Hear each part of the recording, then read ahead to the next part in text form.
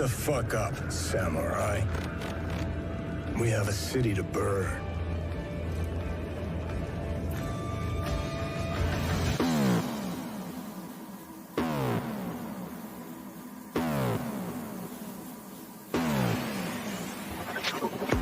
You disgust me. Who gives a shit? Go on. I made it the fuck up. I'm it. I'm it. I'm it. I'm it.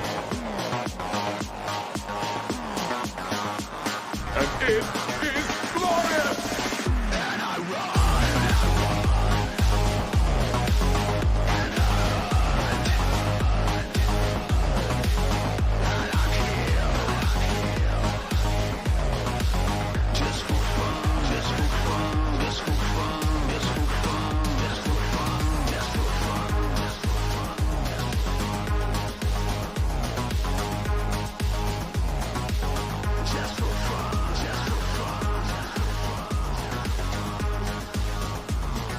I'm sorry. I couldn't resist.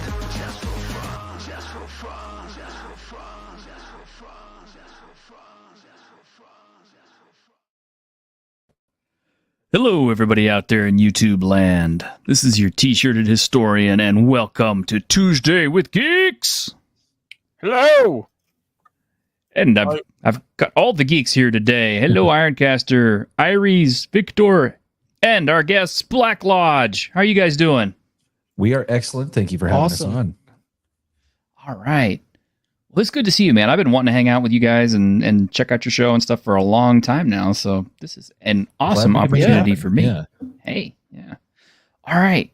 So you have got a Kickstarter called The Shucked Oyster. We do. That's right. That is so cool, man. I love the name just because it's a cursed brothel. I mean, it's like, that's perfect. It's and I'm going to go ahead and post up the Kickstarter link here for you guys out in the chat. Thank you. Much appreciated. Thank you, man. We may put the page up as well, just to see how you're doing. Because right now, from what I can see on the page, you are $15,000 and $15,373 of your 2,500 goal. Yeah. That is incredible. It's awesome. been amazing. It was. I couldn't believe how fast it funded. It was. It was a lot of hard work on the lead up to launching it. Oh, so yeah. it definitely paid off, and we thank every single person who contributed to the Kickstarter so far. And you still got 22 days to go. Yep. Yeah. True. Yeah, trying to power through, find some more avenues of marketing. Unfortunately, we can't do it on Facebook because they don't like us for some reason. What? Yeah, they won't let us run ads. So we're figuring that out right now with Meta. Oh, I have the same issue, but with Twitter for some reason. They're like, "Oh, you can't run ads because you did something bad." I'm like, "I've never been banned. I've never been locked. Like, what did I do?" And they never answer me. Yeah, I didn't even have a Facebook account. I just made one. Yeah, we set this up to for run this ads. purpose. Yeah, it was very irritating. jeez. But thank you to Neckbeardia for all the Oh yeah. help with this stuff. So that's been awesome. He just kind of reached out after we launched and was like, "Here's how to run Facebook ads," and then Zuckerberg said no. That's too bad. Yeah, Neckbeardy is a friend of the channel. He's actually part of our channel, and sometimes we actually get him on the show with Nice. Guard Bro. Yeah, great guys. I really like Guard Bro. Neckbeardia. Somehow we were not subscribed to him until very recently, so that was an oversight on our part, but very much appreciated. And we will be reviewing his adventure that he sent to us, his scenario, Correct. The Bastard Princess. Oh yeah, that's a good one. I'm actually really excited for the deck of mini triggers, which is supposed to be kickstarting next month, I think. Nice. Yeah. It should be pretty cool. That should be great.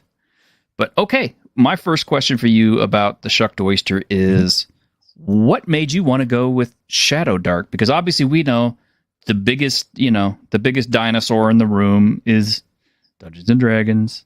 And then of course, you got your lesser deities, like DCC and some of these others. And Shadow Dark is still kind of relatively new. I mean, it's only been out for about a year. Yeah. And or maybe slightly less, I think. But I'm constantly amazed because I bought a copy of Shadow Dark, and just for full clarity, for anybody who hasn't heard, I was not on board with Shadow Dark originally. I did not like it. I didn't want to be part of it or anything. I thought, this is just some jumped up OSE garbage that it's just trying to take away all the other stuff, and it got a million Kickstarters and big. But what was so cool is Kelsey, the lady who made the system, came out in support of our friend Victor Gorchev, who's right here on this channel. Yeah. And John. And that really meant a lot to me because, for a big creator like her to actually step out and say something good about him and to promote him, that made me rethink my position. So I bought the Shadow Dark book. I read it, and I actually really do like the system. I think it's very elegant. I like the way it's put together. I think it's brilliant. So my attitude about Kelsey and Shadow Dark has just completely 180'd off of that experience, and I think she's an awesome person for that. Yeah, she definitely is. We met her very briefly at North Texas RPG Con with Ryan Howard, and she was wonderful and was excited. I think she had seen on Twitter that we were making something for Shadow Dark, and was like, "Thank you for making something for my game." And I was kind of like, "Oh, okay, you're welcome. Yeah, thank you for making the game, so we can make it for you." But yeah, I actually similarly, I remember I backed Shadow Dark basically because I saw the art on the page, and I was like, "This looks fucking rad." It is good because the art is so good. And it was one picture in particular. I've always thought the gelatinous cube was the stupidest fucking monster, but the picture of the gelatinous cube is so horrifying in the Shadow Dark book. It was awesome. I was like, okay, buying that. But then once I got it, I kind of I flipped through the PDF very quickly just to get a kind of an overview of it, and I was kind of like, yeah, it's not really for me. It's just a dungeon crawler. But we decided to make a YouTube video comparing OSE and Shadow Dark, because you're right, they do occupy this very similar niche. The books are almost identically sized. Like there's a lot of things you could do for a comparison there. But then we found out when we were making the video that we didn't care about OSE and didn't want to talk about it, and we come up with this intro idea of like, what would it be like to be a Shadow Dark character? And we kind of hooked in on the carousing mechanic within it. And it's like, what kind of person just goes to this like horrifying nightmare world, comes back and immediately blows all of their cash on a bender and is then broke immediately, and then goes back in and does it all over again until they die. Yeah. And so the whole video just became that silly story. And that's where Nick came up with the idea for this brothel, the Shucked Oyster. And the idea just wouldn't go away. It was too fun. Yeah, it was too fun. It was too fun and completely unexpectedly. Really not only fit the vibe and like the direction of Shadow Dark. That's actually what Shadow Dark wants you to do. To be this guy. Yeah. Exactly. And so it really snowballed from there. And so then we started reading the book a lot more, and I took it a little more seriously. And what you said, I found that the system is really elegant. It's taken a lot of very complex ideas and boiled them down basically to the simplest form possible. But in an evocative way. And in a way that's useful and not broken. Correct. Which is awesome. And so we have a couple dungeons in this module, and we used all the procedures for generating, not the maps themselves, but for populating the dungeons, the encounters, the treasure, like everything. Yeah, that was super fun. And it was really kind of eye-opening of being like, holy shit, I really didn't give this game a chance when it first came out. And I kind of regret that, because it's really good. If I were to, and this is kind of the strength of the game to me, and why I would actually choose it over OSE, is that OSE, you can do things like build castles and domains and things like that, sort of. It doesn't really have the meat on the bones to do a domain play game. Shadow Dark doesn't either, but it's even lighter than that. It doesn't even try to include those things. It's like what is included in Shadow Dark, it's like we're going to do this extraordinarily well. And if you want to do something like a big extended domain game or have it turn into a war game or something like that, that's probably a cue to play a different game. And so it's like, if I wanted to run, if I had someone hanging out with me and who had never played D&D, didn't know what it was just like, what's Dungeons and Dragons? Can we play that tonight? I would absolutely do Shadow Dark because it's just so easy to run, and like zero prep. It's awesome. Yeah. Well, awesome. It seems like you hitched yourselves to a good wagon, just because, I mean, with all the success that Shadow Dark is getting, I mean, just coming off of the Ennies, winning right before the Ennies. Kickstarter. That was awesome. And, like, the thing is, this is actually a really good time for you to have launched this. Just, I mean, purely because of the timing of that, it's gonna get a lot more headlines. People are looking for that. Yeah. And, hey, now you have a Kickstarter live. We don't have the red telephone to the any people. We weren't harvesting any ballots. Right. It's we didn't access the any voting machines. yes. The Dominion any voting machines. Yeah, exactly. We didn't. We have no. I forgot that Gen Con was happening, and then like it started winning the Ennies. I was like, this is awesome. And Great. It's well deserved. Oh Very yeah. well deserved. Oh, and in order to preserve the authentic Black Lodge experience, Greg, would you mind getting in the chat and start talking about your Kaiju authentic game in comparison? No, that's not really a comparison. But to Black Lodge's point there, just to anyone watching who hasn't seen the 10 streams they've already been on. Yeah. The Shucked Oyster can easily be adapted to any kind of old school game, from DCC or Osric or even OSC or anything you want to pick up there. It shouldn't be a problem. Yeah, it won't be at all. And especially now, so we hit one of our stretch goals. We actually hit all of our stretch goals. So we're adding more. But our second stretch goal was a conversion for Adventurer Conqueror King. And so we've been play testing the Shucked Oyster for months in Axe at our home group, while people normally have been playing in Shadow Dark and Solo Dark. And it's been a lot of fun. It's just been completely dead simple to run an Axe. The only big difference between this, like really big difference between the systems, are the treasure tables are totally incompatible. So I've had to use the Axe treasure tables to dole out, the experience and whatnot. As I said, revenge. That's not the word I was looking for. As the reward for delving dungeons and things like that. But with that stretch goal, what we're going to do is a full Axe compatibility guide at the end of the book in the appendices. It'll be called the Appendaxe. So all of our custom monsters are going to be built using the Axe rules. The magic items we've made are going to be rebuilt using the Axe rules. And everything will be converted and easy to use. So you'll have, this will work in one of the lighter systems in the D&D ecosystem and the heaviest system one. The most heavy. So if you have a brain and your game falls somewhere in between those two poles of rules of crunch, you can use the Oyster. Very easily. You very easily find a way. I believe in you. Yeah. This is cool because I famously have told the story many times of how the first time I ran Axe, I noticed how similar it was to BX. So just to test it out and give it a fair test, I literally pulled out my copy of B4, The Lost City, which is a basic adventure from old school BX, and I ran it, and it worked one for one. Even with the other players using Axe characters and stuff. Yeah, so, it'll work perfectly. I think there probably is still a difference in the treasure, like the awards or the dungeon probably need to be adjusted. But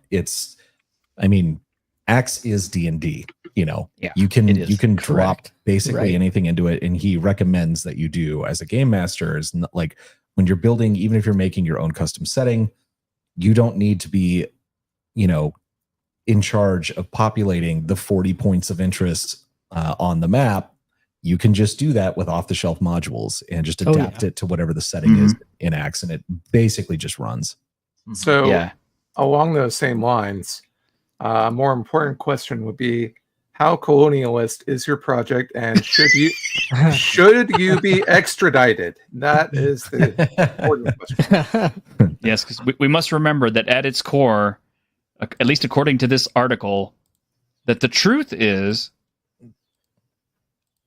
D&D is a colonialist exercise. Is about violent colonialism in its very structure. Yes. This is according to Weird Science, Volume 1, Issue 6, page 67. There you go. Spelled with a Y, just like the vampire with a W and a Y.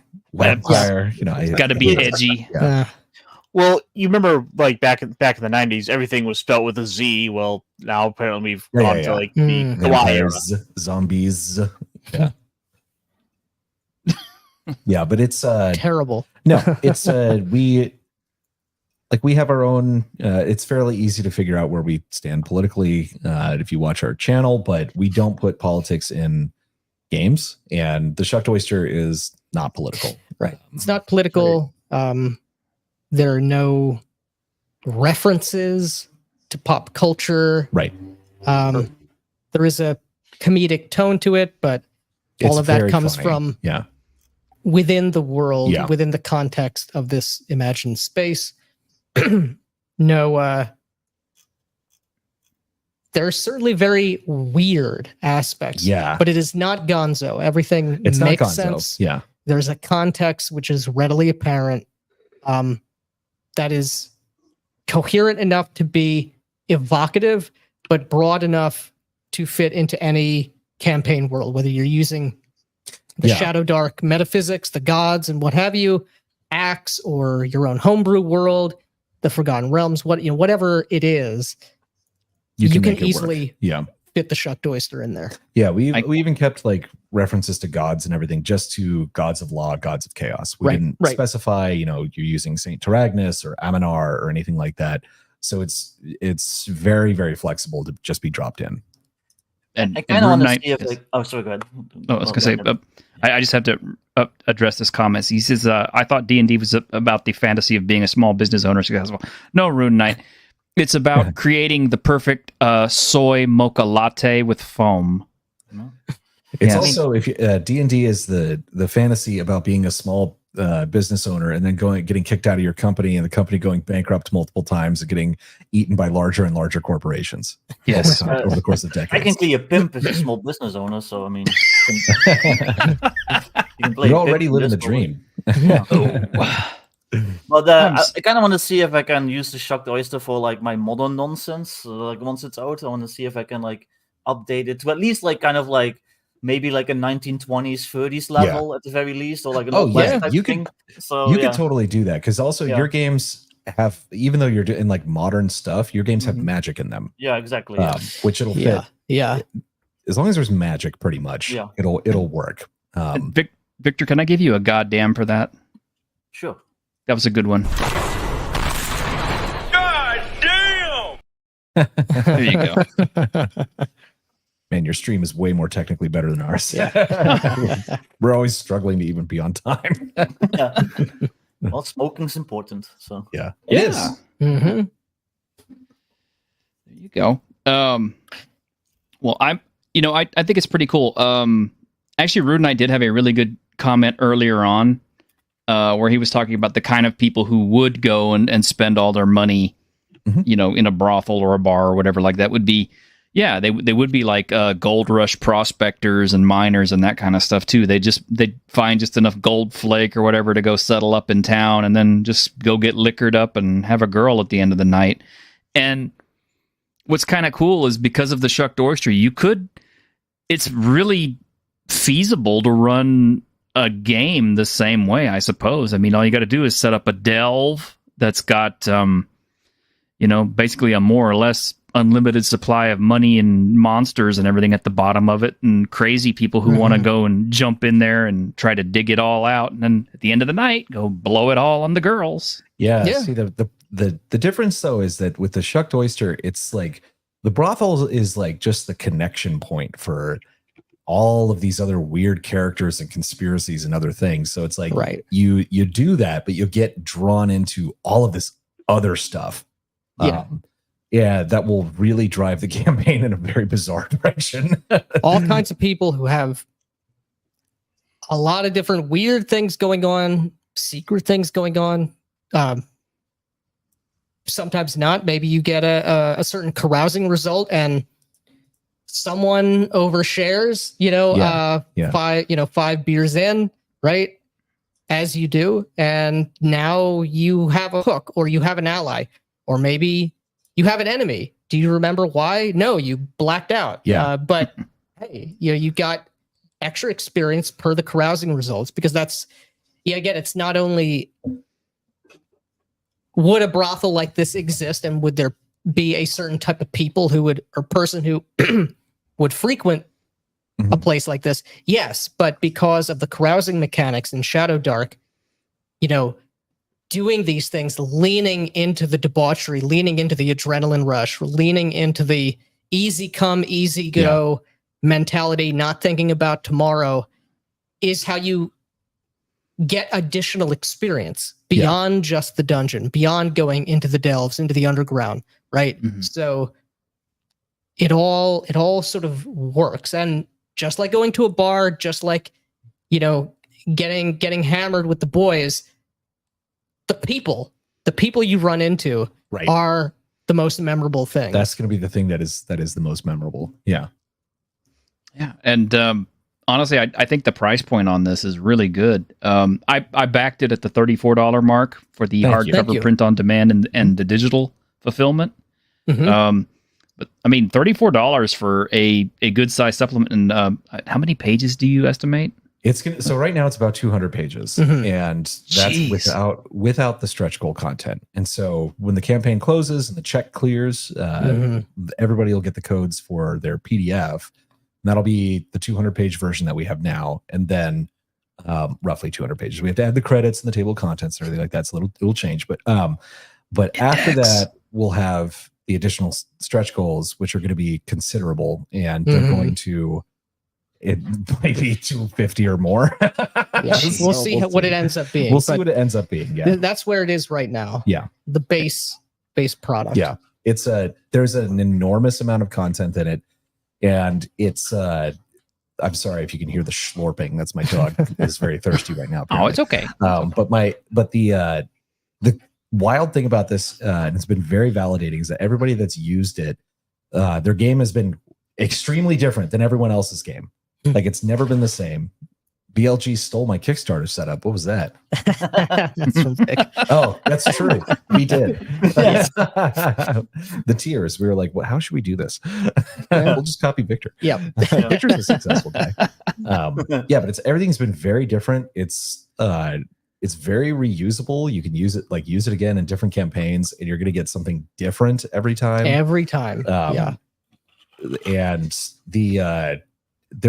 it has the potential to completely and forever change your campaign. Right.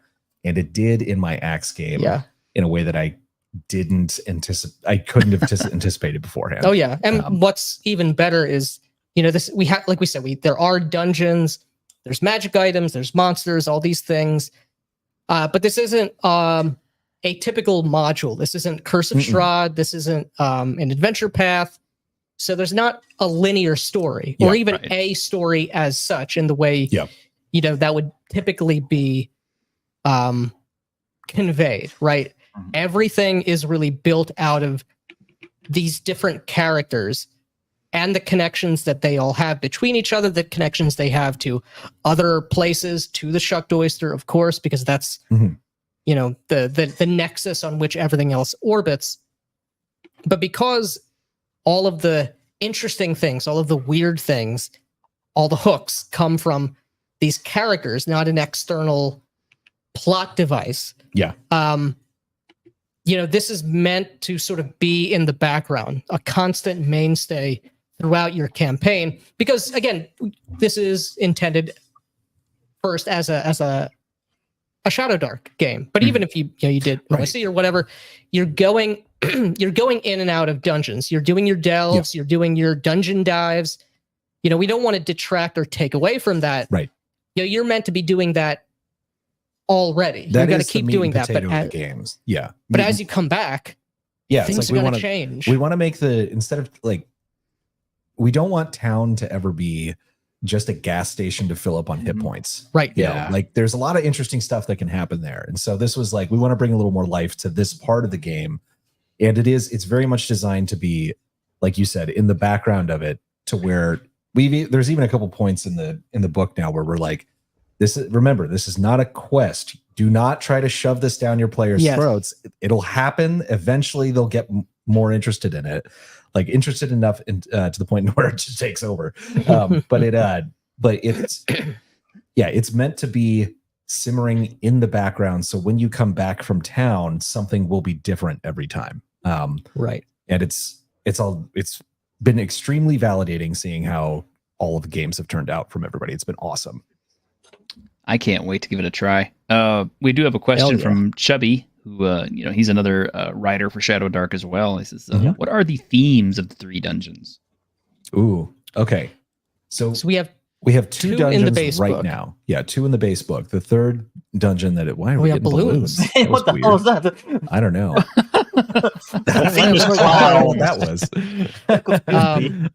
But there's 2 dungeons that are completed right now. The 3rd dungeon we just got as a stretch goal. That one has not been written yet, but we do have the concept for it. Correct. I don't want to spoil too much of it, but the Shucked Oyster has the potential to be a story of spiritual redemption. And so there is we'll say temple themed dungeon within this. Right. And there is on the flip side of that an unholy warren of cultish evil. Exactly. And, it's bloodthirsty horror. Bloodthirsty horrors. Yeah. There's evil to be vanquished and tons of monsters and tons of loot and some very powerful loot in these dungeons as well to look forward to. But I don't want to spoil too much of it because it's you could use this for I don't want to spoil it for players. Game Masters, of course, you're buying the book. It is it is a spoiler, but I'll give you a quote you can use on your Kickstarter page. It's Diablo with titties. Sort of. Diablo is It definitely can be that way if you make some very poor choices. Yeah. If you want the bad ending. Yeah. Aren't you guys? Well, there's like multiple bad endings. There is multiple bad endings. Yeah. I apologize for spoiling things because I have no idea if this was like a secret that I was like specifically told. But aren't you guys planning like a vampire themed thing too? Because I was reminded because you mentioned Curse of Strahd. So yeah. So there is one of the things is the core of this whole module is, like Nick said, the characters, and especially like we have a D20 table with all the prostitutes, and the prostitutes each have, a 1-page like write-up. The patrons of the Oyster, though, these weirdos that are going to the Oyster all the time in the surrounding town and whatnot have considerably more word count dedicated to them. And they have, because it's like all of their schemes and things going on around. Right. And so we have a couple of new legendary monsters in this. And one of them is a patron of the brothel. And so like you can just run into this like titanically powerful evil thing. But he's a paying customer. Yeah, he's a paying customer. And he is definitely not a vampire. Even though he's on the cover and looks like Nosferatu. Right. So look, he's got his favorite dancing girl. Just right. Exactly. Yep. And so he's constantly coming in and out of there. Yeah. But he has a lot of stuff going on outside of town. Right. He has a history. He's got a lot of recent problems he's dealing with right now. Yeah. And he may try to contract you to deal with that. And that's one of these areas where we've left this open as like, hey, Game Master, go run with this and make your own kind of adventures on it. But that character is so interesting to us that we are planning future installments of the Oysterverse, so to speak, and his castle out in the mountains. I was just a part of that. Yeah, I was just thinking, that would be awesome to kind of run like an offshoot of the Oyster, where the Oyster is actually like the nexus of realities, and all of the patrons who are or who frequent the place are actually all eldritch beings. There's a couple of There's a them. couple of those. It makes me think of some people might know this, but the old it's like a book series, and they did a game with Callahan's Cross Time Saloon. Oh yeah, Callahan's. Kind of makes me think of that all the time. But since you mentioned how flexible the oyster is supposed to be, and you mentioned Curse of Strahd, you could easily pop it in Curse of Strahd and reskin that vampire to literally be Strahd. You want to be delightfully actually cursed pretty while awesome. not only being in Ravenloft, but being in this place. Yeah, exactly. No, better yet. Valmina. No. Everybody's done Ravenloft to death. Do Teagle Manor from Frog Gods, Frog God Games. Oh, People need to I love use Frog that. God games. I have. I backed. Besides my first or second Kickstarter, I backed Slumbering Tsar. Yeah. Oh yeah. And we Awesome. met the guy at North Texas who bought all of Frog God stuff. I think it was all the Pathfinder 1E Yeah. Frog God stuff, and he was trying really hard to get rid of it, but Yeah. But we didn't want it. So we didn't want it. Oh sorry, man. No, it's, yeah, I've got a friend who that's his favorite thing to run is the Slumbering Tsar because It's so cool. Well, apparently he says like the highlight of it, he's got like some kind of an assassin that hides out in the outhouse and will kill people who go into that. It's not entirely accurate. No. It's way cooler and way more devious. And I have killed a player who what was it? He ate bad meat and had to run to the bathroom to shit himself, or he shit himself and he got death attacked. He got his throat cut on the shitter. Very rewarding for me. That would be perfect, actually. I've got players who always insist on, well, I'm gonna go pee, and like they always want to make it a joke about like, oh, they're gonna go use the bodily functions. Like, all right, Yeah. you are free to do so. Yeah. Yes. And get stabbed in the bathroom. Well, players got to go too. Yep. Or I should say PCs. No, we don't want to hurt the players. We want to hurt the PCs. I want to hurt players a lot of time. Sometimes My game. I have to. Yeah. The only thing we do to players is emotional damage. But, Nice. all right. Yes. Doesn't it happen in a Clint Eastwood flick? Yeah, that was Unforgiven, Chubby. Yeah, that guy gets. Also happens at the end of Blood Meridian. The worst way to go. Oh, I hadn't seen that. Oh yeah, the kid. It's yeah, a book. The kid. Oh, the book. Yeah, Cormac the book. McCarthy book, which Happens is in Game awesome. of Thrones. So Tywin Lannister dies. That's true. He gets shot with a crossbow. Yeah.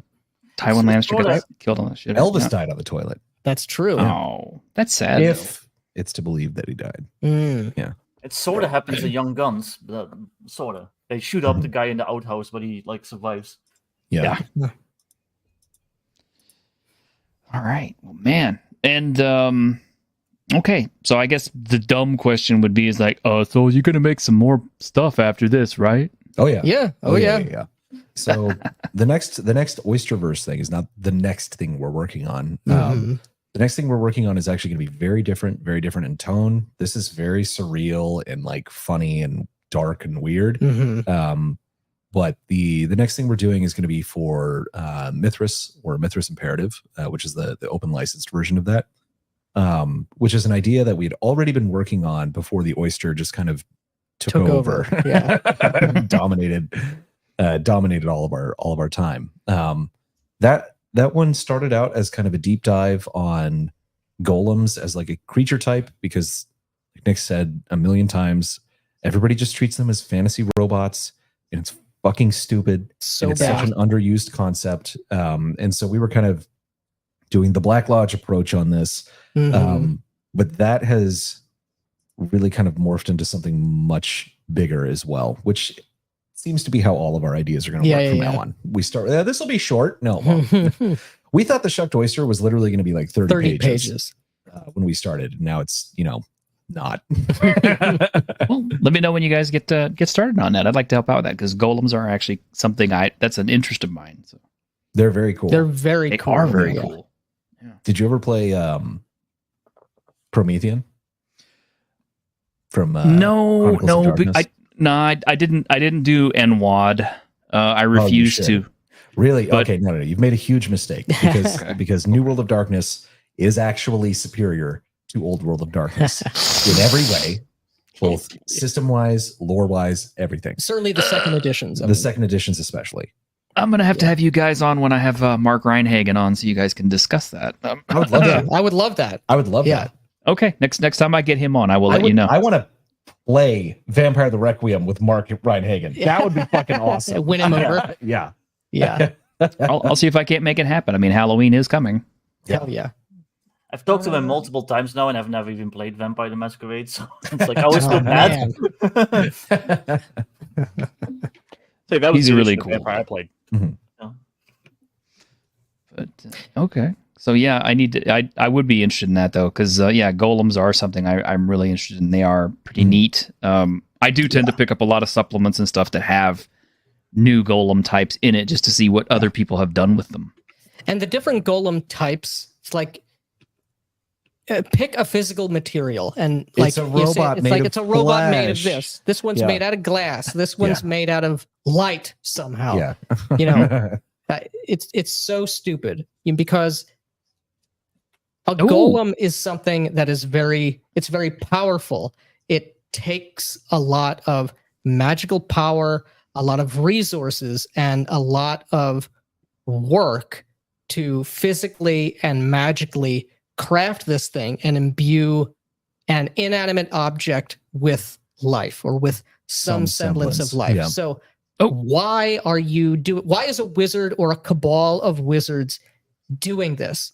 It's not just to protect your wizard sanctum. You are a wizard. You're a high-powered wizard. Your thoughts are on cosmology and metaphysics and the nature of reality. And what can you shape? What can you bend? And why?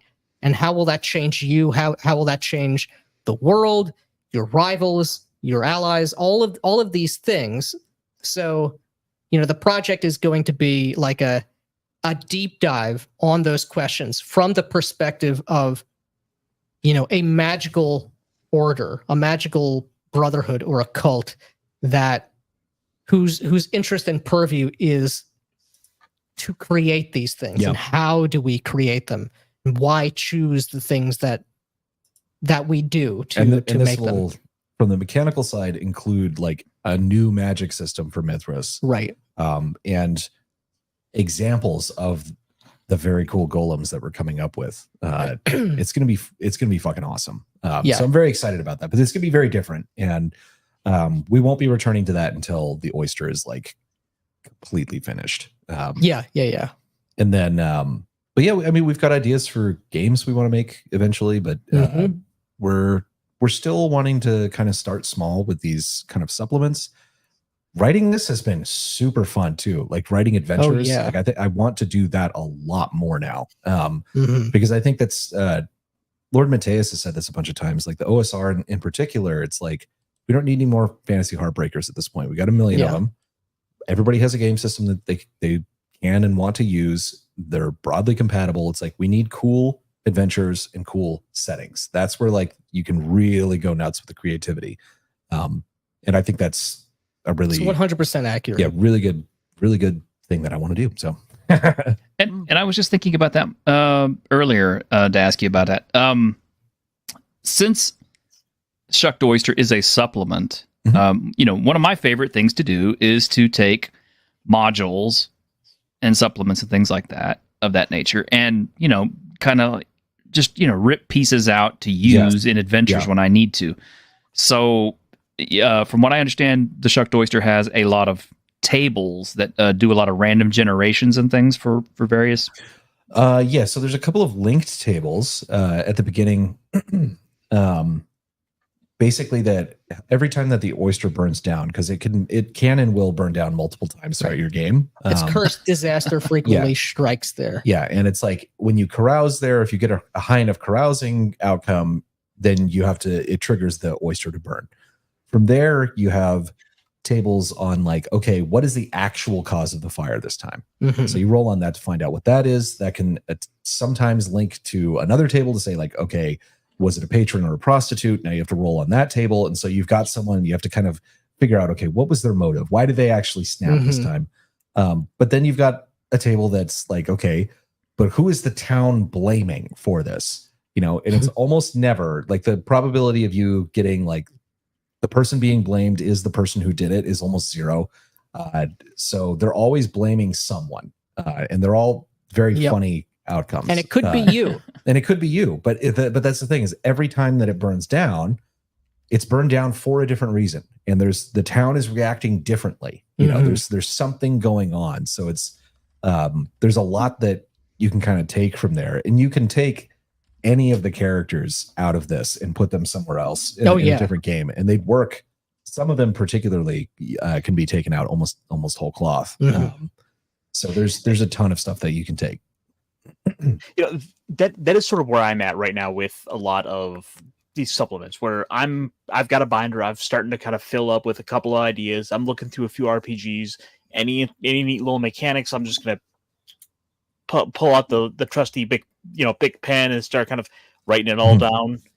And the carousing mechanic is something that's right up my alley. I'm like, I don't know when I'm going to use this. I know I want this in my binder. I know I want to have this on a night where players decide to get a little too rambunctious in a bar or a brothel or somewhere. Yeah, it's very fun. The carousing mechanics in Shadowdark are very fun because it's meant to help you generate new adventures anyway. Like the standard carousing table in Shadowdark has all sorts of cool stuff that can happen, but usually it's like either you get a new plot hook or you make an ally or an enemy. And we wanted to stay within that structure because we didn't want this. We wanted to bring our own kind of vision and philosophy to this, but we wanted it to fit in the game and we wanted it not to interfere with the rest of it. So our carousing table has a lot of different outcomes than are the ones that in the book. But it's very similar. It's structured very similarly. And when you get to like really high carousing outcomes, you usually end up like you've blacked out and you wake up in a different location and now you have to find your way out and it's dangerous. Right. Always good. I've got a couple of questions here from the audience and guys out there in the audience. Yeah. If you throw us questions, we'd be happy to see if we can get them answered. Hell yeah. But Chubby asks, what is the future direction of the BLG podcast? I watched some older episodes and you guys used to talk about live play. We may do live play at some point, but we have games going on in real life. We used to have to do that because we were separated geographically, and so we were doing what most people do, which is play online. But we have a really consistent group that we play with now, and we have a second group that we're founding this coming weekend, which is going to be a lot of fun. That we'll be running in parallel on the off week. And so I don't know. We might do a live play again someday. Yeah, I think it is something. It's something I'm interested. The question is, it's a matter of getting the right people, finding the time, and getting the technical and logistic matters squared away. Yeah. So, maybe at some point, but if we do, it likely won't be soon. Yeah, won't be soon. But in regards to the direction of the Black Lodge Games podcast, we're going to keep doing that. We're trying to keep it to it being monthly, but it's also just a matter of money because we have to book studio space and whatnot. But we're going to try to have more guests on over time. Last 2 episodes had guests. Trying to get a fairly big guest for the next one. And yeah, I don't know. That's kind of it. We'll talk about whatever we want to talk about. It might open up to be a little more broad than role-playing games as such, depending on who, whatever guest we have on, who we're talking to, but it's going to be the same kind of thing. Us talking, it's really the more kind of getting into the things, having a deeper conversation, a longer conversation about a particular topic. Well, if you guys are interested, we had James Edward Radji IV on this last week. I could slip you his email. Nice.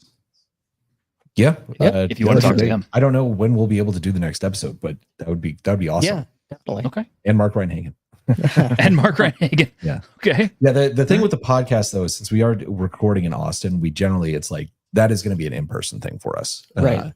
Otherwise, we're welcome to have live people on the live stream. We often do have. Yeah, we do a Thursday live stream every week, and we've had people who are geographically challenge. No. Yes. No, we've had Vic on, and it's that's kind of a different format though, than the podcast. Oh, I see. Okay. Mhm. Let's see. We've got another question here from Eric, who says, creating interesting NPCs isn't the hardest task, but interconnecting them and their goals is harder. How did the BLG guys go about connecting the NPCs to each other? Oh man. Well, I mean, we've talked about, thinking about role-playing games as with like a soap opera structure before. Yeah. Obviously with their name, we're a big fan of Twin Peaks, right? And that is a show with a huge cast of characters in a tiny town. Everybody has multiple connections with other people, some explicit or mundane, some less so. But you think about this location. This is a brothel, and you have essentially regulars there. Yeah. In a town, in a fantasy setting. You're going to have a similar kind of dynamic, perhaps even more so, because there are monsters and gods and magic in this world. So what would these people have in common? What would they be doing? What would they be keeping from each other, right?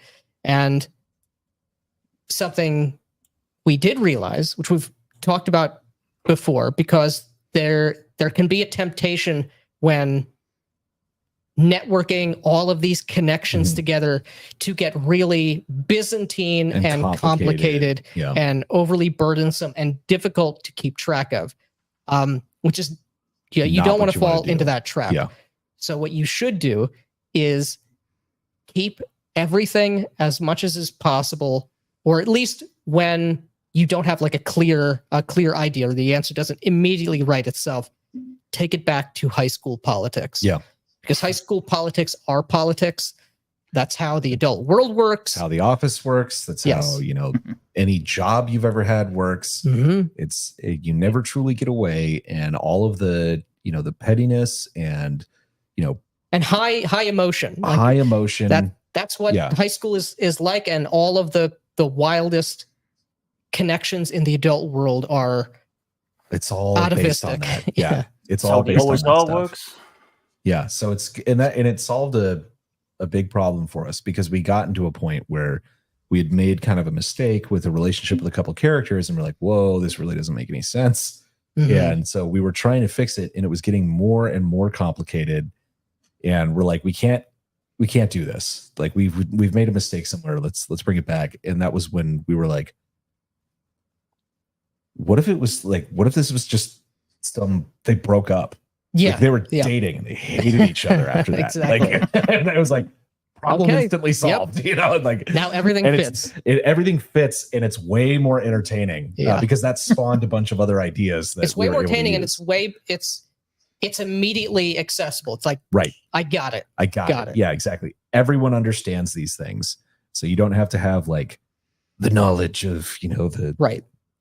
All these complicated things. It's a bad way to think or write about anything. That's like the teenage or like freshman creative writing class 101 pitfall is to like, the intricate, the webs with the wheels within wheels. Like, wheels. No. Yeah.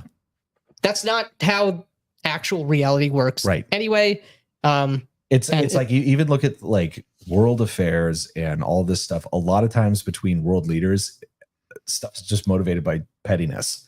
Like it's not. It's way less complicated than you think. Way less complicated than you think. It's sometimes they just don't like each other, or they really do like each other, or one person likes the one. Yeah, it's so funny.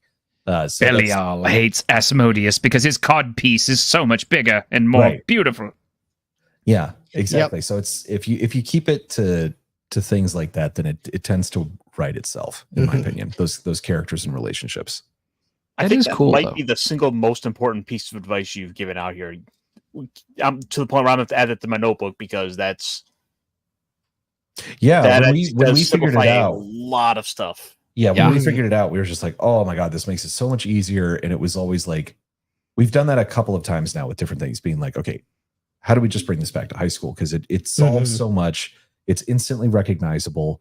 And it makes it make sense. Makes it make sense. And it makes it make sense even in the context of these in-world things, of these complicated things. Yeah. Like those pure human motivations are still there behind everything.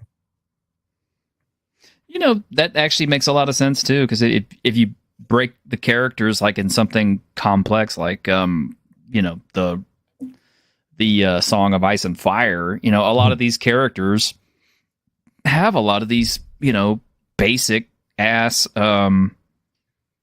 you know, motivations. It's like, you know, either somebody's boinking somebody they shouldn't be boinking, or you know, somebody is just jealous because somebody's got more land, or somebody is just upset because, you know, the grandchildren are just absolutely wastrels and can't run anything, and someone gave you some insult that you've never forgiven. You know, it's all that sort of stuff. And that's exactly kind of what we're talking about, is these things. This is what is the human motivation behind everything that ends up causing big political, you know, things to happen, which causes wars. You know, a lot of times it is based, of course, there's lots of reasons for lots of things, but at the level of the leaders of those places, it's oftentimes just these petty human motivations. Not always petty, but more understandable, more simple motivations than you would think. Yeah, the reason things happen, certainly amongst people, and when you're thinking about person to person, it's never an abstract methodology or something that is spurring these changes or these behaviors amongst people. And you know, that's what, you know, you hear take it back to high school, and you might think, well, that's kind of like, isn't that childlike, or isn't that you know, pretty juvenile, surface level or thin? Only if you take that advice and misinterpret that to do a high school caricature thing, or you lean into the like a bad soap opera trope or a bad TV show trope of like hamming up the overly emotional reason for these things to be happening. That's not how you do it.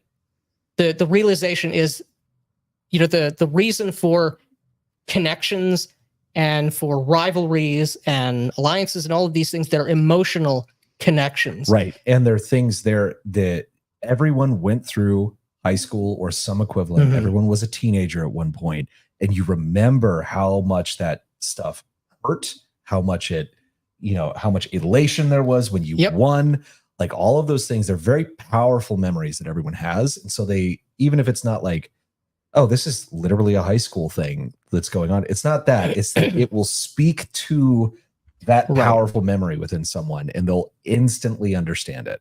Yeah. It's like, you know, people who say that, you know, first level fighters are actually, you know, veterans and not just like farm boys. And, oh, they are. Oh, wait, Victor, didn't you? Yes. Yeah, Victor caused quite the stir with that, but he was right. Yes, he did. He was right. I still am. Yeah. He still is, yeah. Yeah, I've been watching a lot of the basic expert stuff with Victor and Greg on it lately, and they really have a lot of really good points that they've been bringing up with the mythical dungeons, Mythic Underworld, the Mythic Underworlds, and Tom's been causing a stir with that one on Twitter. Oh, I know, and it's just good. Yeah. But that guy apologized to him on Twitter. Yeah. Said, you're right. That was funny. Afterwards, that was pretty cool. Yeah, bullying. Yeah, one works. of the bigger detractors who went actually after me yesterday too. He like actually ended up apologizing today, and he's like, "Yeah, you guys are right." So that was fun. Well, I mean, that's what's nice is like, you know, we as designers, creators, and game masters and everything, we're always trying to think of the next big gotcha or the next big cool thing to spring on our players or to impart as wisdom to others. So, you know, naturally there's going to be arguments that evolve from these things. And, good discourse is what it is. But in the end, it should be, it should be upon us to, apologize, make nice, and just admit it's like, okay, hey, yeah, you do actually have a really good idea. I can see your point. This is actually not as dumb of a thing as I thought, unless it in fact is really dumb. Our company policy is no apologies, no compromises. So we will never issue apologies. That is true. Under any circumstances, Oh, nor will we Cobra Kai. compromise. Right. Yeah.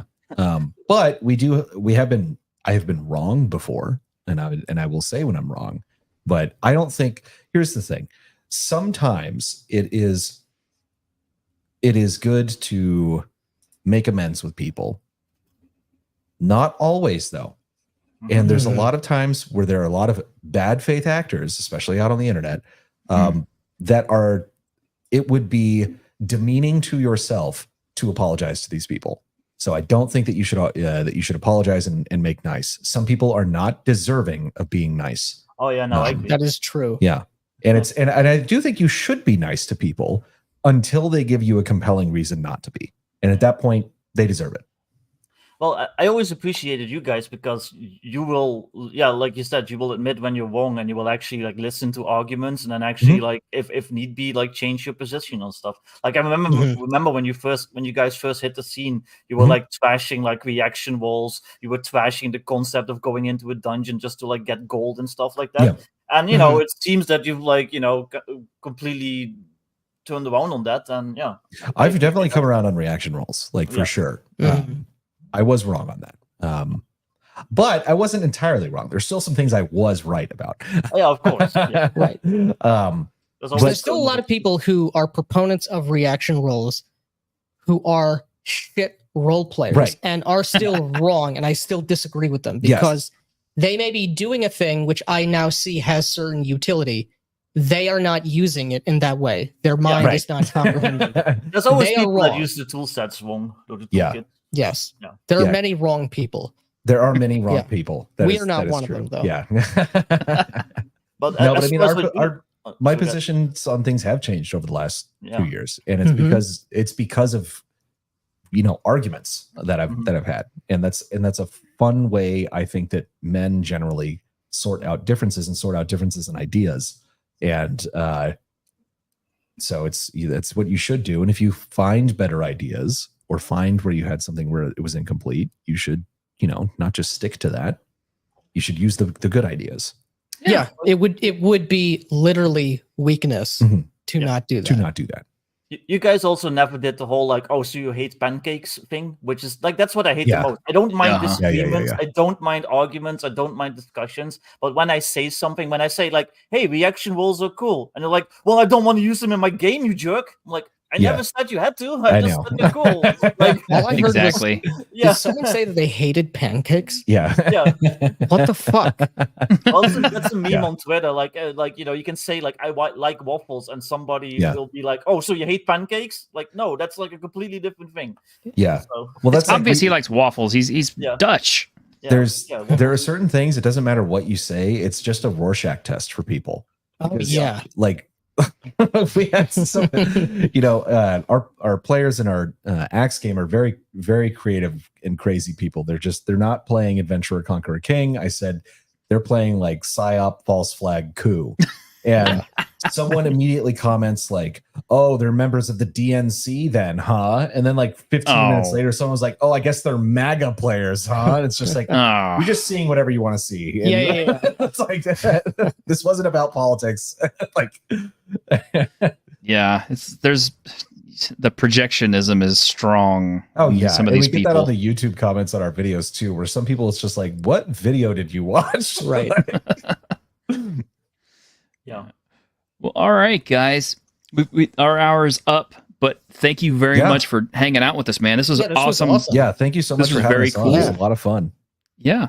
I had a great time. I hope you did too. I hope your Kickstarter, I don't know if it'll hit 1 million, but it's definitely, I think it's definitely on its track to hitting, 20K easily, I think. Yeah, I hope so. I hope so. Yeah. We'll see. We'll see how it goes, but I think we're on the right track. All right.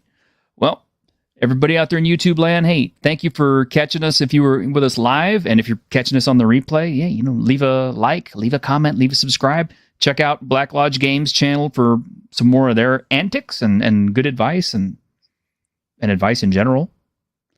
And yeah. And have a great week in Geek, all right? Thank you guys. Yeah.